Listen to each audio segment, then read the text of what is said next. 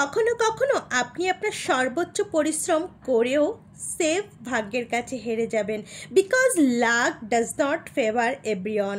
ভাগ্য মানুষকে এমন অনেক জায়গায় নিয়ে যায় যেখানে শুধু পরিশ্রম দিয়ে পৌঁছানো যায় না। পড়াশোনা, পরিবেশ, সুযোগ সুবিধা, পরিশ্রম সব দিক থেকেও আপনার থেকে পিছিয়ে থেকেও দেখবেন কেউ কেউ জীবনে অনেক কিছু করতে পারে। ভাগ্য তাদেরকে অনেক দূর এগিয়ে নিয়ে গেছে। আমি তো প্রথমেই বলেছি সবার ক্ষেত্রে লাক ফেভার করে না, তাই সর্বোচ্চ চেষ্টা করেও কেউ কেউ জীবনে সব কিছুতেই থেকে যায় আন্ডাররেটেড। তারা কখনোই তাদের পোটেনশিয়ালিটিকে মিট করতে পারে না। নিয়তির কাছে হেরে যাওয়ার মতো বাজে আক্ষেপ জীবনে আর কোনোটাই হতে পারে না।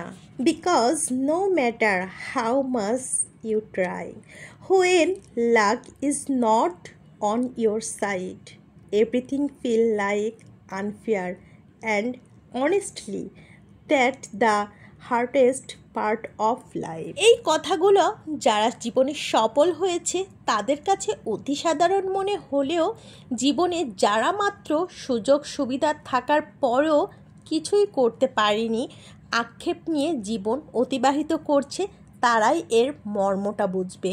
সো হ্যালো এভরিওয়ান, যারা আমার সাথে আছেন কন্টিনিউয়াস করবেন ভিডিওটা, আর অবশ্যই ভিডিও দেখার লাস্টে আপনার মূল্যবান কমেন্টের মাধ্যমে ওপিনিয়নটা জানিয়ে যাবেন। একটা সময় ছিল ডিমটা পর্যন্ত পোস্ট করতে পারতাম না, এমনকি পোস্ট কাকে বলে আর ভাজি কাকে বলে এই দুটোর ডিফারেন্ট বুঝতাম না। রান্না করতে না পারার জন্য পড়াশোনা অবস্থায় কত না খেয়ে থেকেছি।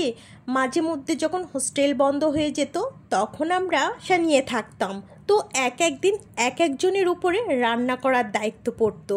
আর যেদিন আমার ঘরে রান্না করার দায়িত্ব আসতো বড় আপুদের কাছ থেকে কত না বকুনি খেয়েছি। এমনকি জামাইয়ের মুখের থেকে এখন শুনি, তুমি তো আগে ডিমটাও ভাজি করতে পারতা না, ডিমটা পোস্ট কি সেই জিনিসটাও বুঝতা না। আর সেই মানুষটা আজকে যে রান্না দিবেন অন্তত চেষ্টা করি, ভালো হবে না না হবে সেটা করে সামনে দেওয়ার চেষ্টা করি। মানুষ একটা সময় কিছুই পারে না, হাঁটি হাঁটি পা পা করে যখন পেরে যায় আলহামদুলিল্লাহ, পিছনের দিকে আর তাকানো লাগে না, কারণ ওই পাড়া থেকে আস্তে আস্তে তার পাড়াটা আরও বেশি ডেভেলপ হয়, আরও বেশি ভালো হয়। খুবই মজার এবং লোভনীয় খাবার রান্না করছি, যারা খান তারা তো জানেন এর টেস্ট। আগে ছোটোবেলায় কখনোই খেতাম না, মাকে দেখতাম ভীষণ তৃপ্তি করে খেত, কিন্তু আমি এটার গন্ধ পর্যন্ত নিতে পারতাম না।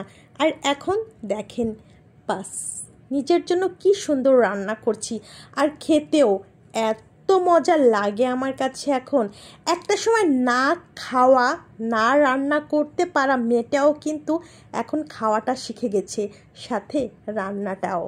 আজকে কিন্তু এই ভুড়ি রান্নাতে একেবারে শুকনো মরিচ ইউজ করিনি, যেহেতু আমার জামাই মশাই খাবে, তাই তাকে কাঁচামরিচ দিয়েই ভুড়িটা রান্না করে দিয়েছি।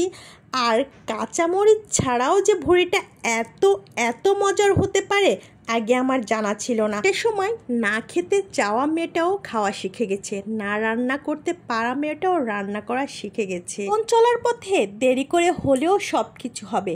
Thank you for watching. আসসালামু আলাইকুম।